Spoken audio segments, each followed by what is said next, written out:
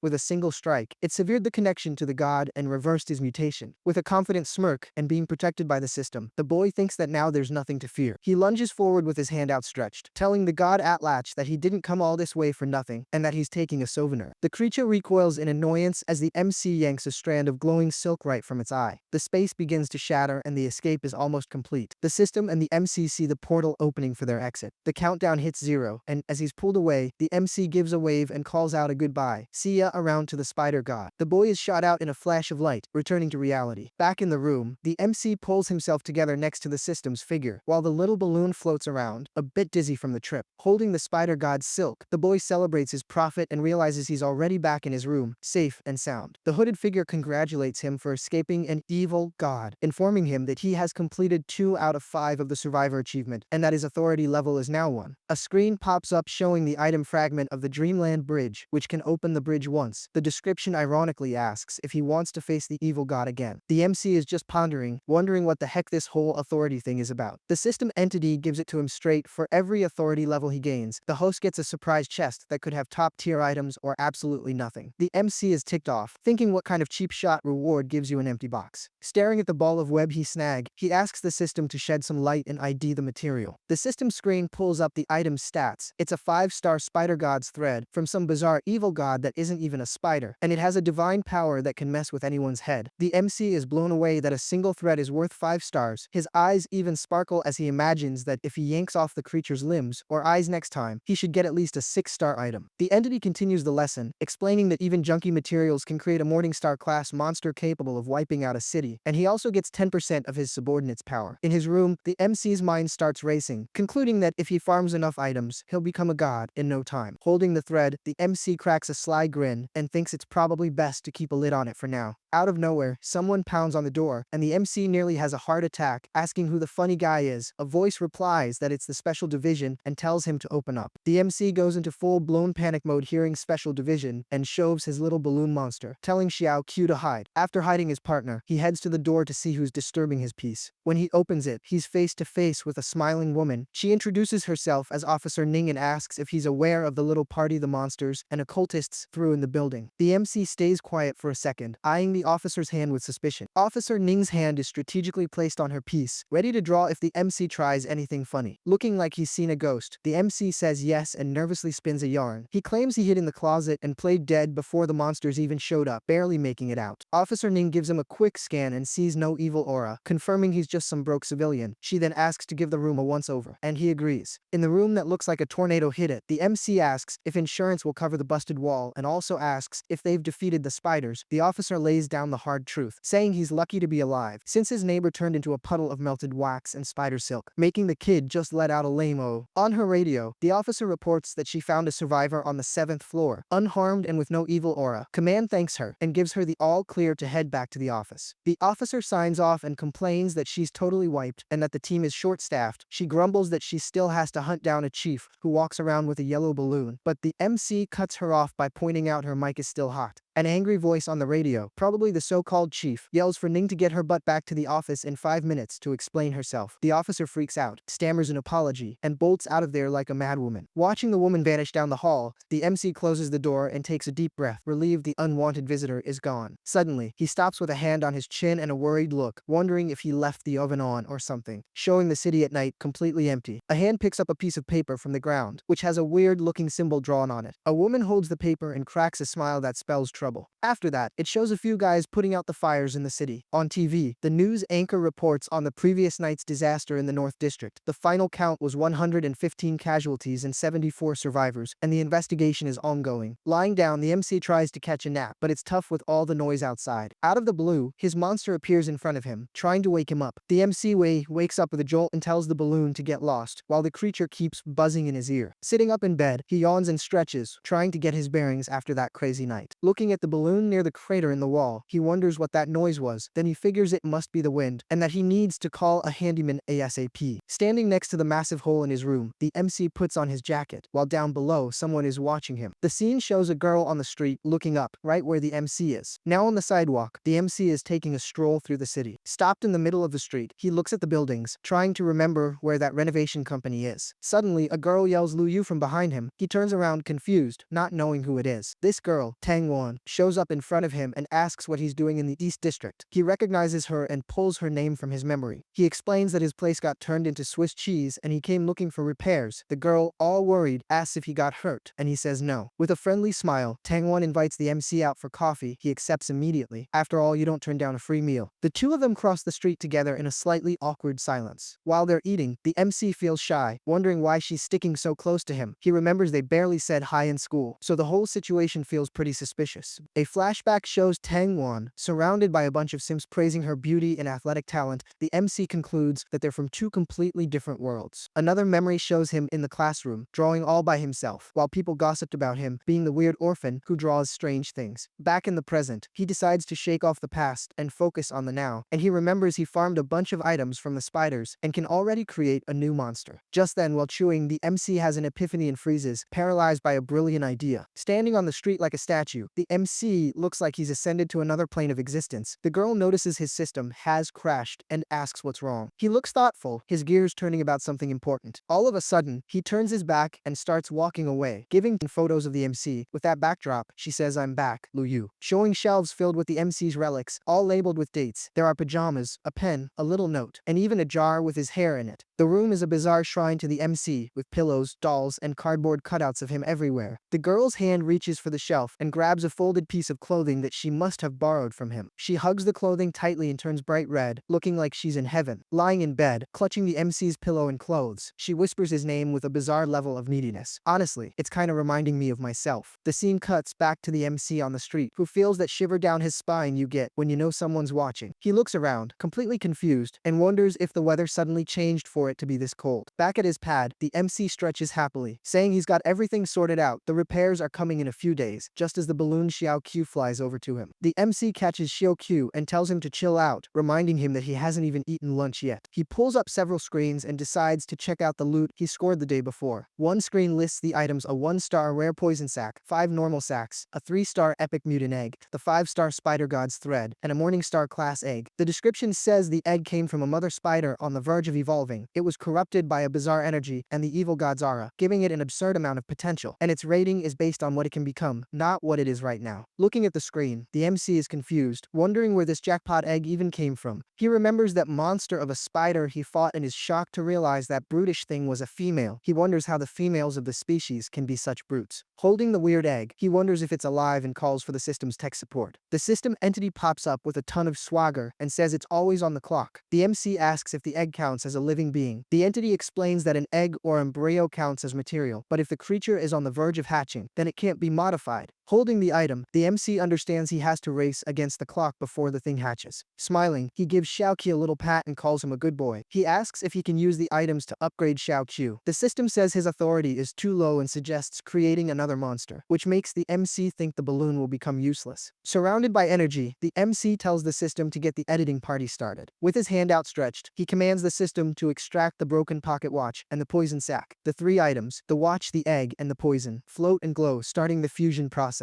Suddenly, the process fails and the items go flying. The MC is left wondering why the whole thing went south. The entity explains it wasn't a failure. The item just sucked up the material and became an empty shell, while the watch on the floor gives off sparks. The entity continues, saying the watch contained the blood of another evil god, and these gods despise each other. It gives an example of 2 gods who went at it just because they couldn't stand one another. The MC finds this interesting and asks if it's like a proxy war. And yes, I know exactly where all of your minds went with that one. The system explains that once he levels up his authority, authority, he'll be able to manipulate these feuds and make the gods coexist in the same creature. For now, the trick is to use a top-tier material to absorb the crappy ones, and it hands the item to the MC, who thinks the idea is genius. The MC decides to save the evil god's silk for a special occasion. For now, he'll stick with the spider egg and the poison sac, and he commands the system to begin the addition. With his hand outstretched, he starts the process again, and a powerful energy swirls around him and the materials. The items merge into a sphere of light, combining everything into a brand new object. The system congratulates the host on his second familiar, the Void Shadow Spider Egg. Its rating is 4 stars, excellent, and it'll take 1 month to hatch, which makes the MC wonder if he's limited to just 2 creatures. Curious, he goes to check out the new little monster's stat sheet. The screens display its abilities Void Poison, which disintegrates targets and blocks detection, Shadow Slaves, which creates assassin spiders, and Void Chest, which serves as an infinite inventory to stash his stuff. In his room, the MC is mind blown, thinking that being born as a Morningstar class with these stats is just way too broken. He notes he has 1 month until it hatches, which is plenty of time to study the world's meta and its factions. The entity congratulates him on the incredible edit and unlocks the Elite Editor achievement. As a bonus, he gets 1/10 of the spider's power and can choose 2 of its abilities for himself. Looking at the stats, the guy notices something and starts to panic, stammering for it to hold on a second. The traumatic memory of his neighbor screaming while swelling up and being consumed by red energy flashes through his mind. Suddenly, the MC's eyes turn red and he screams in pain, becoming engulfed in a dark and sinister aura. Writhing all over, he wonders if he's about to be taken out by his own familiar's power. His body swells up just like his neighbor's, and he floats in the air with a look of desperation. Xiaoqiu looks at him in total panic. With red marks appearing on his neck, the MC realizes he has to figure this out. He thinks that if he doesn't, the power from his creatures will be the end of him, and he wonders what you're supposed to do when a balloon is about to burst. He thinks that you can't just let the air out, and that there's no genetic trick he can pull to get rid of it either. With his face marked up and a determined look in his eyes, he thinks that it's all or nothing now, and that he's gonna have to do something desperate. He yells, "Hellfire Whip," and a whip made of flames erupts from his arm. Just like that, the fire engulfs everything, and the MC screams in pain, unleashing a crazy amount of pent-up energy. The blast is so intense that it shoots up into the sky and wraps itself around a building. Down below, everyone starts panicking. One guy asks what kind of voodoo that is, and another one immediately thinks the occultists are at it again. Lying on the ground now back in his normal form, he can finally relax. As he gets up, he drops to his knees, exhausted but super happy, realizing that after that massive energy dump, his power limit has increased. The entity shows up to scold him, saying his body is too weak for that much pressure, and the MC agrees. She tells him to take it easy next time so he doesn't just go pop. The MC takes a deep breath, a single drop of cold sweat trickling down, trying to pull himself together after almost biting the dust. The entity asks what he's going to choose, and he decides to pick the Mark of Time and the Shadow Servant, since he's already set on attacks. The entity just says, "Alright," and the MC is enveloped by a dark energy as the skills begin to download. Next thing you know, a new clock-shaped mark appears on his hand, glowing brightly. He checks his status, sees he's now a 1-star tamer with new pets and skills. Then he turns to Xiao Qi and announces the new spider will be named Xiaoba since it has 8 legs. Real original, right? The little balloon starts shaking all over, clearly jealous and hating the idea of sharing the attention. Suddenly, the MC hears a noise and freezes, thinking, "Oh great, here comes someone to bother me again." The blonde officer pops up at the door, saying, "Well, hello stranger. Did you see the mess outside?" The MC, playing dumb, just asks what happened. The woman gives him a suspicious look, asking why he's out of the loop and all sweaty. He stammers more than a nervous wreck, saying he was just working out. She doesn't even care and tells him to move so she can search the room, and the MC yells in protest that it's an invasion of his privacy. Ignoring his tantrum, the officer barges in, followed by the MC who's sweating bullets. She's confused because the report swore the disturbance came from that building. She keeps trying to find something, while the little balloon hides behind her. Xiaoqiu slowly makes its way down, trying not to draw attention, or things are gonna get messy. With a big smile, she figures it was a false alarm and apologizes. The MC, relieved, gives that classic line, "Oh, no worries, it's my duty to cooperate." The officer tells him to go easy on the training because women don't dig the sweaty smell, and even compliments him for remembering her last name, Ning. As soon as she leaves, the MC lets out a breath, thinking he barely got away with that one. But then he looks around in a panic, wondering where that little rascal Xiao Chu got off to. The scene cuts to him running down the hall like a madman, yelling for the idiot deer to get back here right now. Later, we see the MC walking down a deserted street at night, heading toward the flower and bird market. At the shop, the seller doesn't even look up from his phone, completely absorbed in a game of Clash Royale, and tells him to look around. The MC just nods. With a slightly psycho smile, he gets close to a white rabbit, convinced the seller won't notice a thing. Staring at the little bunny, the MC decides this one is going to be the guinea pig for his bizarre experiment. He holds out his hand and activates Shadow Servant, making the power grab the little creature. The rabbit is swallowed by darkness, letting out a few panicked squeaks before vanishing into the shadow. In an instant, the critter reappears, but now now it's chubby and its eyes are glowing a sinister red. Satisfied, the MC sees that it worked. It's explained that this crazy idea came from something he figured out earlier. In a flashback, he was reading the skills description and wondering if he could create a humanoid servant. He lets his imagination run wild, thinking that human servants would be perfect for keeping anyone from suspecting him. Plus they could fight, cook, and give messages. Back in his messy room, he wonders where he'd get human shadows, maybe from criminals. But he quickly dismisses the idea, realizing that would get him hunted down by the army in no time. Back at the store, it shows he went there to test it on animals, and although it worked, the shadow in his hand isn't enough to make a human. The MC turns to the seller and asks, how much for the whole cage? The seller says there are 13 rabbits at 100 each, but for a high roller like him, he'll do it all for 1200. The kid complains that it's expensive, and the seller shoots back that, in these chaotic times, that's a fair price. So the MC tells him to throw the birds and the rats into the deal. The seller, seeing his whole month's commission secured, gives him a discount and free shipping. While the seller happily prepares the animals, the MC stands behind him, just watching with a look that says he's up to something. Afterwards, it shows a bunch of critters on the ground, rabbits, birds, and rats, all of them taken out. In the middle of all that carnage, the MC admits it's a sin, but figures he now has enough shadow to summon the servants. He raises his hand and summons the shadow servants, as a weird green energy starts to glow. The shadows merge into a big blob on the floor and begin to rise, forming strange silhouettes. 3 humanoids made of pure darkness appear in front of him. The MC gets closer to check them out and tells them to hold still so he can analyze them. He stares at one of them up close, and the creature gives him a creepy look right back. It shows the creature's point of view as it looks at the MC. He suddenly gets spooked and realizes something is off. All of a sudden, everything distorts, and he's surrounded by floating symbols that put him in a hypnotic trance. Dizzy and lost, the MC starts falling into this crazy void, about to pass out. But then a mysterious hand grabs his wrist tightly, stopping his fall. It's the system entity, who warns him about an unknown presence and starts an automatic elimination, leaving the MC totally confused. She pushes the MC away as a dangerous green energy fills the area. The entity creates a blue flame in her hand, ready to lay the smackdown on the threat. She fires the power at the monstrous shadows that appeared, and the blue fire rushes straight for them. The creatures scream as they're disintegrated by the entity's blast, turning to dust. Safe now, the MC looks at his savior and thanks her for saving his hide again. He explains he just wanted to connect with the servant but almost got swallowed. The guy realizes he was about to become Monster Chow. The entity chews him out, saying he needs to be careful and forbidding him from merging with strange energies, which makes the MC wonder if everything has an owner behind it. The entity stays quiet, keeping the mystery hanging in the air without answering. Finally, she says it's a secret and tells him to level up his authority ASAP. The MC gets that he's still too much of a noob to know the world's real secrets. He looks at the contained shadows and asks if it's safe now. The entity confirms that he's in control. Facing his creations, the MC demands to see what they're capable of. One of the monsters melts into the floor, turning into a puddle of darkness. The kid notices their stealth is insane, and their energy is almost undetectable. Determined, he lays it on the line and orders the servants to attack him with everything they've got. The 3 of them surround him, with dark blades ready to slice up their master. The MC's hand glows as he prepares to defend himself. In a blur, all 3 are thrown back by the MC. One is left kneeling and on fire, while the other hits the ground, all messed up. Seeing the creature burn, the MC yells that it cost him a fortune and cancels the fire so he doesn't lose his investment. He explains that he tested creating 3 separate types. Just then, a rat transforms into a version of himself. Deep in thought, he calculates that the bird is worth about 1.2 Zhou in strength and the rabbit 1.4. He wonders if tigers would be better, or if using humans would make the servants smarter. But he shakes his head, thinking it's kind of messed up to use people for this. Out of nowhere, he notices something and, in a chibi version, asks in shock if they shrank. The 3 servants are way smaller and less intimidating, looking like evil action figures. The MC orders them to scout the area and let him know if they find anything weird. The shadows turn into puddles and glide away across the floor. Seeing this, the MC thinks it's pretty handy and comments that they're smarter than they looked. Sprawled on the floor, he reflects that he has offense and espionage, but all his power comes from monsters. He doesn't know how to cultivate energy for real. He decides he needs knowledge from the awakened or a cultivation technique, because those guys are hiding secrets and resources that he needs. He remembers some dude who called him a weakling, saying that level 9 is nothing compared to the morning stars. The entity suggests he search the internet. The MC thinks it's all just fake news, but she tells him to try anyway. The scene cuts to the city at night, showing that the search is about to begin. In a dark room, there's a guy typing on a PC while some shadow monsters watch him. A guy is reading some questions on a forum and complaining that the level of the questions is super lame. People are asking what an awakened eats, if there's a secret final boss, or if kids inherit powers. The guy at the PC is actually curious about about all this nonsense. On the couch, the MC is looking at his phone and laughing. Some guy named Supreme Prodigy, acting like a big shot monster slayer, tells him to check out his page, and the MC sees the fish took the bait. The MC comments that there's nothing for him related on his page. On the other end, the PC guy gets mad, yelling that he's not level 2 yet, so he can't register. The dude explains that to get into the VIP forum, you need to be level 2 and submit your ID. Only then can you trade rare stuff. The MC thinks that sending his ID is just asking to be monitored by the army, so he considers just stealing an account instead. The guy gets impatient with the delay, wondering if he's been found out, but he's confident in his fake profile. The MC straight up calls the guy a scammer. The dude slams his keyboard, shouting that it's not a scam, it's an art. The guy decides he's not going to be humiliated and resolves to prove he's the real deal. The MC receives a picture of a fancy red invitation. The guy brags that it's for an exclusive night market for the awakened and challenges him to confirm it with anyone. The MC looks at the invite on his phone with a smile, figuring it's just for show. He thinks anyone could bluff and say they were invited to a federal banquet to see a princess. Even he could do that. On the other end of the line, the weirdo on the PC tells him to pay attention, because the message is real and will self-destruct in 5 seconds. With a smirk, the MC blocks the user and says goodbye, calling the poor guy a tool. On the screen, the block message pops up, leaving the other dude shocked and totally livid. Later, we see a dark, old street where a bunch of elegantly and mysteriously dressed people are walking toward a building, looking like some weird cult. A guy in a yellow overcoat, a top hat, and a smiling mask is standing in the middle of the street, hands in his pockets, just scoping out the crowd. He sees other people with bizarre masks, like a pig and a rooster, and thinks his style was unique, but apparently, it's become the new costume party uniform. He notices people with chicken, dog, and monkey masks, thinking this looks more like a bank robber getup than a secret meeting. At the entrance, 2 hulking guards in fox masks block the way for the MC and his giant servant. One asks for a ticket, but the head bouncer tells them to just go on in. The MC, under his smiling mask, realizes that even the doorman is a level 3 awakened and concludes he's gonna need a few tricks to command some respect. Just then, a shadowy aura starts seeping out of the MC, and the 2 doormen whip around instantly, sensing things just got serious. With his overcoat flying and the dark energy behind him like wings, the MC stares down the guards with the posture of someone who owns the place. The 2 masked guys are stunned. One wonders who this monster is that reeks of bad news, and the other can't figure out what someone so intimidating is doing at a simple night market. Surrounded by the dark aura, the MC thinks he just wanted to create some mystery, but now he's the center of attention. He figures he may have laid it on a bit thick with his entrance. Standing in front of the 2, the MC blurts out that he lost his invitation. One of the guards, shaking in his boots, asks if it's for the market and immediately invites him in. The MC smiles under his mask and asks if there's a line, but the guard replies that for him, the door is more than open, his words, not mine. While the guard is busy kissing up, saying the boss will love his visit, the MC thinks that having power is a whole different ball game. Even the bouncers turn into nice guys. The MC walks alone down a stone path lit by torches and lined with bamboo, enjoying the suspenseful, movie-like atmosphere. He arrives at a huge courtyard where several masked people are trading exotic items on rugs on the ground, like a dangerous flea market. A vendor wearing a bowling ball mask is kneeling, showing off some items, including a green crystal and a yellow stone that shines brighter than my future. With a satisfied grin and a different hat, the MC thinks that this is the true face of the night market. The MC spots a vendor kneeling in front of the goods that caught his eye. On the rug, there's a wild boar's tusk for weapon crafting and a piece of a 3-headed vulture used to make a potent tonic. The MC is floored to see such rare items being sold so casually, like they were slinging candy at a corner store. He continues his stroll, checking out the bizarre masks and the unique vibe of the place. Nearby, 2 masked people whisper to each other not to stare at the MC and to be careful, afraid of ticking off the big shots. The MC notices the crowd parting for him, feeling pretty important, but then sees that nobody gets close and wonders how he's supposed to blend in like this. He reaches another stall, where a vendor with a cat mask is offering books and potions. On the rug are 4 books with great titles, like How to Survive in the Jungle 2.0. The MC figures the basics in cultivation are just what he needs right now. Smiling under his mask, he thinks he can't look desperate and needs to play it cool. He then lets out a little fake cough to get attention and maintain his composure before negotiating. He picks up a vial and asks if it's the 5 burials corpse poison. The vendor confirms, listing the horrific ways it's created and says it turns a body into a toxic bomb,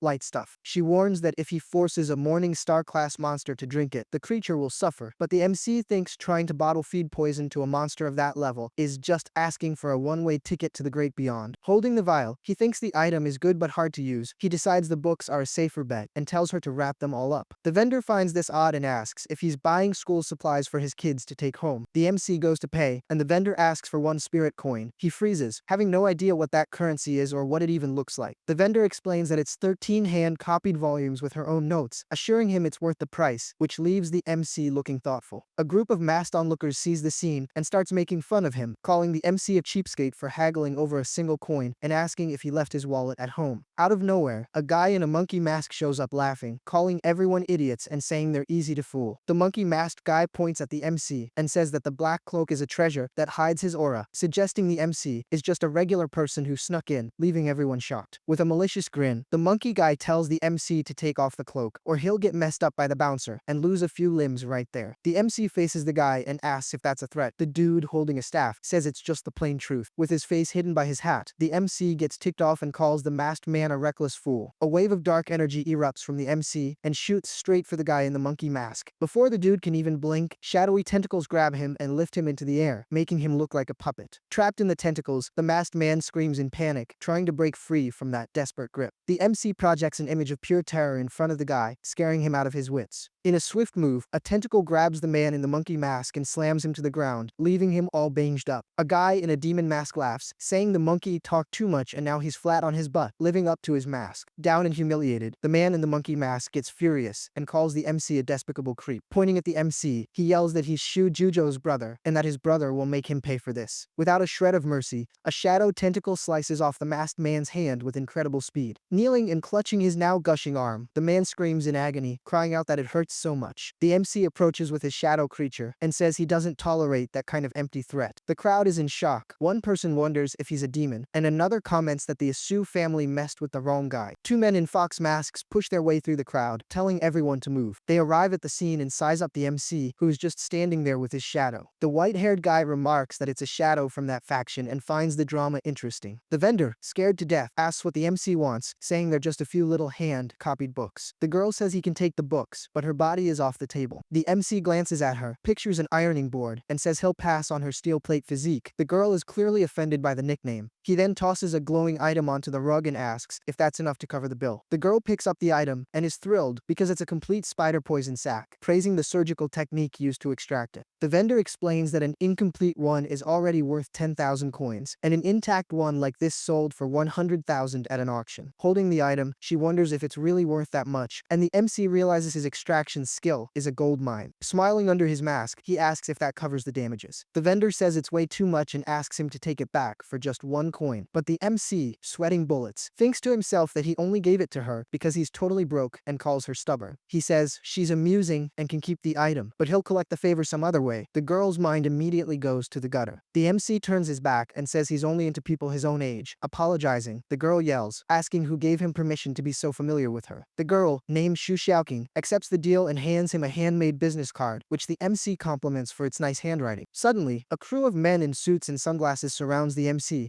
and the monkey masked guy on the ground. The leader tells everyone to get out of the way with some serious big boss energy. The vendor warns that it's Shu Jujo and tells the MC to run to the center where it's safe, but he just asks if this family is really all that. She explains that this Shu Jujo guy was a late bloomer, but is soaring at level 9, and their grandfather is practically a legend, so this is a much bigger deal than he thinks. The vendor insists he's going to get himself in deep trouble, but the MC scoffs, asking if having a couple of measly level 9 guys makes them a great family. Just then, 2 shadow servants appear flying and position themselves in front of the vendor, who screams in terror. The servants surround her to protect her, and she begs them to run. The MC laughs, asking since when he became her brother, and calls her a little schemer. The man in the monkey mask, bleeding on the ground, begs his brother Shu Jujo to avenge him. Shu Jujo adjusts his glasses and replies that he doesn't need to be told. He can already see the mess. Staring down the MC, Shu says he had the nerve to harm a family member and is going to pay dearly for it. All of a sudden, Shu feels an insane pressure coming from the MC and his servants, and he starts breaking out in a cold sweat, realizing he's on a whole different level. The monkey brother also feels the weight in the air and his jaw drops, terrified of the mistake he just made. In a ninja-like move, Shu Jujo lands a sharp blow to the back of his own brother's neck. The monkey guy is knocked out cold and crumples to the floor. Shu kneels before the MC and starts spinning a tale about how he failed in his family's upbringing, saying he has already punished his brother and begging for forgiveness. The MC is completely confused behind his mask, thinking the script has gone wrong and that villains aren't supposed to apologize like this. Shu Jujo stares at the MC and his servants, with his unconscious brother beside them, in a tense standoff. Sweating profusely, the guy wonders why the masked man isn't saying anything, thinking he must still be mad. Bowing, Shu swears he didn't mean to offend the shadow-slicing lineage and offers a bribe of 1,000 1,000 coins. The MC thinks he's never heard of that, but decides to roll with being mistaken for someone important. With a grim smile, the MC says he hopes this serves as a lesson. Shu says his goodbyes and runs off, and the MC, flanked by his shadows, just tells them to get lost. As they flee, a henchman dressed as a clown asks why the boss hit his own brother. Shu replies that they just escaped a trap set by that so-called lineage. The clown repeats the lineage's name with a look of complete confusion. Shu explains that those people use shadows to create assassin sentinels and that they are extremely dangerous. He explains that the Crimson Hand is a massive organization of assassins that takes out even high-level targets, and this lineage is at the top of the food chain. The guy in glasses continues, saying that creating a sentinel costs a fortune in energy, and even the elite only have one, but the MC back there was flexing several of them. He says the masked man had 3 complete sentinels, which proves the guy is an absolute monster. He's thankful he traveled and learned about this, otherwise, the whole family would have been wiped out. Shu starts panicking about the future, and comes up with a plan to take the blame and resign to save his own skin. His subordinates yell that there's no way, saying that without him, the family will turn to dust. Back in the forest, the MC sees there's nothing left to loot. He sighs, annoyed that Shu ran off without a fight, ruining his fun. The girl in the fox mask watches from a distance, shocked that even the Su family ran off with their tails between their legs, trying to imagine the MC's true power. The girl gets closer and calls the MC sir. He turns and asks what's up, but then some guy pops up out of nowhere, saying the market's big boss wants a word with him. The MC plays it cool and agrees with a sure, no problem. The girl says she's crashing the party, and the guy just gestures for everyone to follow. In the middle of the crowd, a horned dude comments that the guy in yellow has an insane pressure that makes it hard to breathe. His friend agrees, surprised that a place like this has someone with such a heavy, dark energy. Then some weirdo in a rat mask throws out the idea of calling him the yellow-robed king, and the horned guy thinks the nickname is perfect. They arrive at a large building, and the guy points to the entrance, letting them know the boss is waiting inside. Getting there, the MC and the girl come face to face with 3 dudes sitting at a table under a tree. Everything's calm, but you can just smell the trouble brewing. The white-haired boss in a black suit stares down the MC, and his eyes glow, trying to intimidate him. The masked man realizes the guy is strong and is trying to size him up, but the MC isn't messing around and activates his Shelter of Time ability. A dark energy envelopes everything, and the watch on the MC's wrist starts glowing brightly, looking like some ability was activated. Out of nowhere, a giant clock materializes, and a bizarre, glowing insect flies out from inside it. The platinum-haired guy's vision gets all glitchy, showing flashes of a bunch of recent market scuffles, including the mess with the Su family. With the posture of the one in charge of this whole show, the MC stands in the center of the clock, completely in control of the situation. The guy is in shock, getting hit by a blast of energy that distorts everything around him. In his mind, the guy finds himself in a completely strange place. Desperate and with a splitting headache, he clutches his head and screams to himself that he needs to get out of this nightmare. Back in reality, the guy spits up some blood, and his beefy bodyguard rushes over to help, yelling for his master. He's super dazed and coughs up a lot of blood. The big guy gets pissed, turns to the MC, and yells, asking how he dares to attack his boss. Without a second thought, the dude charges at the MC, ready to throw down. But his master pulls himself together and tells him to stop the attack. The guy stands up, clasps his hands respectfully, and introduces himself as Cheng from the Federal Special Division, completely humbling himself before the MC. Cheng apologizes for his screw-up and tells him not to take it personally. To make up for it, he promises not to touch the treasure and will even share everything he knows. The other guy, Yang, welcomes him to the night market and says that if any news pops up about the treasure the masked man wants, he'll let him know right away. The MC just nods, but on the inside, he's totally clueless, having no idea what treasure they're talking about. He turns to the girl and asks her straight up what this treasure is. Yang finds the question weird, but the MC thinks it was the perfect moment and that he's found an ideal spokesperson. The MC tells Yang to explain it to her, and the guy obeys without question. Yang is baffled, finding it strange that a big shot would share secrets with some random little girl, and starts thinking she must be some hidden prodigy. Everyone sits at the table, and the girl is now part of the circle, ready to hear the hot gossip. Yang starts the story, saying the trouble began a month ago when the human eye thieves robbed a caravan. The girl recognizes the name instantly, and the MC is surprised, asking if she knows these guys. She explains they used to be regular thugs, but their leader made a deal with an evil god, and the result is they turned into monsters covered in eyes on their heads with bizarre powers. The girl continues, saying they gained a long life, but the curse requires them to eat fresh eyes from their own kind, or their bodies will decay. What a nasty diet, huh? And to make things worse, the more eyes they eat, the stronger they get. That's why they attack cities in hordes, becoming a nightmare for humanity. Yang is furious, saying those thieves deserve to be taken out, since they attacked his caravans and blinded the crew, ruining a lot of people's lives.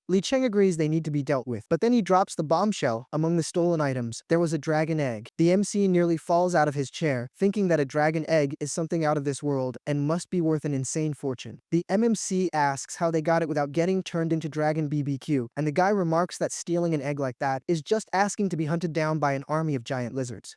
Cheng explains that it's not a pure blood but a half-breed, the offspring of a dragon and another creature. The MC thinks it's a reject dragon, but Cheng warns him not to underestimate it, because the kid's father is a Radiant Moon-class dragon. Cheng says he felt the MC's power, and thinks only someone at the Radiant Moon level can handle this. The MC wonders if all that shine was just his little grasshopper. The girl is mesmerized, thinking the MC is some divine being from a romance novel who's gonna change her life forever. Her imagination is running wild. Cheng mentions that the caravan got careless transporting the egg without protection and ended up running right into the thieves. It's told that the only survivor had his eyes gouged out, but he pretended he'd kicked the bucket and spread the rumor to attract strong people to get revenge for him. Cheng says the thieves are smart and must have someone feeding them info from the inside, which is why he came to ask Ma Yang to investigate the missing people in the region. With a sly grin under his mask, the MC is already dreaming about grabbing that egg, securing a strong creature, and showing off while riding it. In his mind, he already sees himself flying on a fire-breathing dragon, shouting like a kid who just got a present. The MC asks about the victims, and Cheng says there were almost 100, and that the thieves' leader must have eaten thousands of eyes, reaching Morning Star level strength. The guy says that small potatoes for the MC, and Cheng adds that if the news gets out, only the elite will show up. The MC plays it cool, but inwardly he's wondering what they think he is, since to him, everyone here looks like a monster. The MC reflects that he's getting the VIP treatment by mistake and breaks into a cold sweat thinking if he could even take a punch from these guys if they found out the truth. Cheng sighs, revealing he's all busted up on the inside and wanted the egg to try and heal himself and level up, since he's 200 years old and has one foot in the grave. His guard tries to cheer him up, saying he'll find other treasures for his master to live longer. Cheng says it's impossible because the good items are guarded by monsters and he's already lost all hope. Then the MC drops a philosophical line about nothing and everything, leaving Cheng a bit confused. The guy points to himself in disbelief that he just received advice like that. Cheng keeps repeating the phrase in his head until it seems like a light bulb goes off in his head. Suddenly, the guy explodes with energy, levels up, and sends the table and chairs flying with the force of his power. In the middle of this dark whirlwind, Cheng lets out a desperate scream, and his guard holds onto him, scared out of his mind. The bear, desperately holding his master, yells at the MC, asking what the heck he did to the old man. The masked man just lets out a mysterious little chuckle, making the guy sweat bullets. The MC thinks, I have no clue what I did, admitting he just said whatever to comfort the guy. He still thinks the old man is stubborn for not using modern technology to live longer. The energy explosion continues, making a noise that echoes throughout the entire courtyard. Now calm,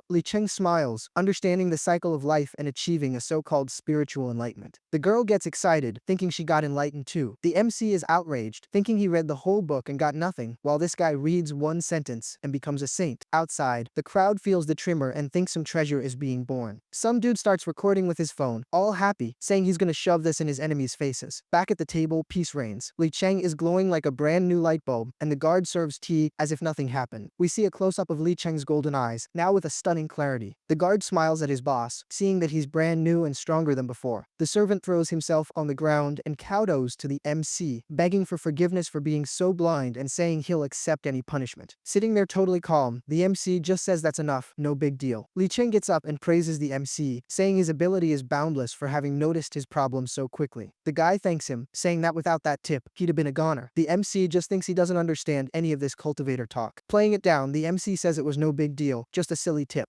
Cheng says he wants to follow the MC forever to hear these tips. The MC breaks into a cold sweat, thinking get away from me, old man, who wants to live with a 200-year-old geezer. And suddenly, dawn begins to break. The MC says he's gotta bounce. Cheng wants to escort him, but the MC shuts him down immediately. Cheng agrees, a little sad, saying alright then. The MC takes the opportunity and says he has a son who might need a hand and asks for his card. Cheng promises to look after the boy as if he were his own son. The guard also offers his help, saying he's available to rough up anyone who needs it. The girl chimes in that she still owes him some serious cash and tells him to call whenever he wants to collect. The MC looks at her and thinks a house visit is complicated, especially with that flashy outfit of hers. The MC gives a little wave and leaves, while the rest bid him farewell with the utmost respect. The MC continues hopping from place to place, eager to get home quickly. The urban landscape appears with tall buildings and the morning sun lighting up everything. Back at his pad, the yellow coat and mask are tossed carelessly onto the sofa. Now without the disguise, the MC sits down and brags about another Oscar-worthy performance, thinking he's wasting his talent. Holding the cards, he plans his next move, create a powerful persona, and pull the strings from behind the scenes. From now on, he Lu Yu will enter the world of the Awakened pretending to be a newbie. Sitting on the sofa and surrounded by his shadow servants, Lu Yu starts dishing out orders. He reasons that the thieves need fresh eyes, so they can't be far. Lu Yu orders his servants to patrol the city and report immediately if they see anything suspicious related to trafficking or the thieves. The shadow crew agrees. On the floor, we see the pile of books he borrowed from the girl at the market. Lu Yu picks up one of the books, ready to become a scholar of the world of the awakened. Reading attentively, he smiles, finally understanding how this whole thing works. Sprawled out on the couch, he reads that spirituality is the mix of soul, body, and mind, the fuel for all the powerful folks. The book says there's energy in even a blade of grass, but only those with a lot of it can truly awaken. It also explains that schools keep an eye on students to find those who awaken. The MC thinks he can just chill at school and wait to be noticed. Flipping through the pages, Lu Yu continues devouring the information about awakening. The book tells of how the ancestors created the law of awakening and rituals to make people stronger, transforming humanity from prey into demon hunters. It also says the ritual is the foundation of everything, deciding who can and can't train, and the secret is in the visualization diagram. The more complex the design, the stronger the effect, kind of like downloading a file in 4K. The book shows that the awakened use their imagination to sharpen their spirituality, turning everything into a single point of light to level up. After that, the mission is to expand that point until it becomes a bright moon, and then condense it all into a virtual shadow for their own use. But the book gets straight to the point. Don't bite off more than you can chew. If a rookie tries to visualize the sun or the moon right off the bat, their soul can't handle the pressure, and the outcome will be tragic. And it doesn't stop there. Using heavy hitter monsters or evil beings as a reference is also just asking for trouble, since their power is way too much for someone just starting out. Looking at an illustration of some bizarre creature, Lu Yu suspects that's why no one can face these things directly. Now he finally gets the risks of this whole deal. Flopping onto the couch with his hands on his head, the MC freaks out, wondering where he's going to get these rituals and diagrams without having to sell a kidney. He decides to give it a shot and check out the first edition of the book he has. When he sees the contents, he's stunned by how janky and simple the diagram is. He thought the difference between the methods would be like comparing a brick phone to a modern smartphone. But he keeps thinking the reality was even worse. The difference is more like comparing a prehistoric pager to a trifold smartphone. Lu Yu then stops to think and realizes the first edition of the Spiritual Awakening Law has its merits, since it's the original method. It runs smoothly with any other ritual. So the strategy is to learn this basic one, and then swap it for something more powerful later. He notices that the so-called common solution is way too simple and full of holes. The big organizations cut out important parts of the manual on purpose, just so no one could get too strong without their permission. Curious about the reason for this censorship, he wonders how he's supposed to train with this incomplete manual. He even considers pulling a fast one on Li Cheng's group to snag the yin-yang method, but he doubts they just hand over the goods. He quickly scraps that boneheaded idea, thinking it's impossible, and even if they did hand it over, their method is probably weak anyway. So he decides to follow his golden rule of not taking risks, and just sticks with the Spiritual Awakening Law. He reflects that since this method accepts any image, which one should he use? He thinks about his servants, Xiao Qi and Xiao Bei, but even though they're loyal, their potential is a little too low for this. Imagining a terrifying creature, he gets totally carried away, thinking that if he could control an evil god, it'd be a whole different story. With his hands on his head, the MC realizes he can't play with fire, or his mind will get invaded again. He concludes he needs a more down-to-earth image. Even with his eyes closed, his head becomes a total mess with images of Buddhas, bearded gods, and even dragons, but nothing seems to fit. Suddenly, his mind short-circuits, and an explosion of energy goes off, like his brain just hit the blue screen of death. Startled and seeing the whole scene around him looking glitchy, he has no idea what just happened. He gets up and starts pacing back and forth, thinking that imagining random stuff isn't working. He wonders if there's any powerful being out there that won't fry his brain, or if he's just stuck in this endless loop. Out of nowhere, his balloon appears, floating in front of him, looking like a party decoration for a moody kid. The MC tries to shoo the balloon away, saying he doesn't have time for its cute tricks and telling it to get lost. But the balloon, full of attitude, just lets out a grumble. As his hand gets close, a complex energy pattern starts to glow on the balloon's surface, catching his attention. Staring at that glow, the MC has one of those genius movie ideas and yells that he's finally cracked the code. With a determined look, he declares that the pattern on the fear balloon doesn't mean anything, but since he's the one who created it, it now has a purpose. He found the perfect visualization object, something that can get stronger and won't try to take him out. With his arms wide open and his little balloon bodyguard, Lu Yu reveals his brilliant conclusion: the best model to visualize is none other than himself. Sitting on the floor, Lu Yu begins to meditate like a monk, with a golden energy flowing around him. With his eyes closed and focused on his goal, the yellowish energy starts to gather on his shoulders and neck. Seen from above, the MC is in the middle of a pool of golden light that has filled the entire room. A ghostly version of himself appears, glowing and shooting out rays of light, showing that the power is coming in full force. Suddenly, Lu Yu opens his eyes impatient and complains that the process is slower than his home internet, questioning if it's the incomplete diagram's fault. He leaps to his feet, determined, and tells himself he needs to speed up the visualization, but he quickly corrects himself, remembering that haste makes waste, and he needs to be precise. The MC then pulls out the bag of spirit coins he scored at the market, ready to use them like an energy drink for his training. It's explained that for awakened people, these coins are pure energy extracted from ores. They're not just for rituals, but also work like a portable charger to replenish the body's energy. Lu Yu feels like the previous training session drained his battery and decides it's no time to be cheap. He's gonna burn through all the coins at once. Crossing his legs again, he goes back to meditating, imagining black tentacles sprouting from the back of his energy self. A few hours later, sweating buckets, he opens his eyes, certain that it worked. A dark version of himself materializes, surrounded by a blue and golden aura, proving the effort was worth it. Surrounded by ribbons of golden energy, the MC celebrates, super proud of his achievement. He's surprised to feel a different vibe and wonders if his projection end up getting divine abilities as a side effect. With a confident smile, he turns and says he's not going to pick a side. After all, it would be crazy to rebel against his own image. With his eyes closed, a sinister silhouette with blue details stands behind him, demanding respect. The mental image he created is of a powerful being, with points of light on its chest shining like constellations. A notification pops up in his mind, introducing the regional visualization diagram. The Hand of Chaos. Looking at that giant chaotic hand, he's intrigued. In the palm of the Hand of Chaos, 3 small lights are floating, and the MC recognizes them right away. They're his servants, Xiao Q and the unborn youngest, Xiao Ba. The MC reflects that he never expected to visualize an entire world by himself. He realizes the Hand of Chaos is just a piece of his demon god, and if he unlocks the rest, the power will be insane. He snaps his fingers and says that it finally clicked, feeling as enlightened as old man Cheng. With his arms open wide, he starts leveling up like crazy, blasting through the 9 stages of awakening like it's nothing. When he reaches the 9th stage, he feels a block, but he realizes it's not a problem, but a safety lock from his own body to keep him from blowing up due to a weak foundation. Out of nowhere, one of his shadow servants pops up in front of him. The MC turns around and asks if there's any new gossip on the shadow thieves, but to find out if he's got any dirt or not, you're all gonna have to blow up the comments asking for part 2.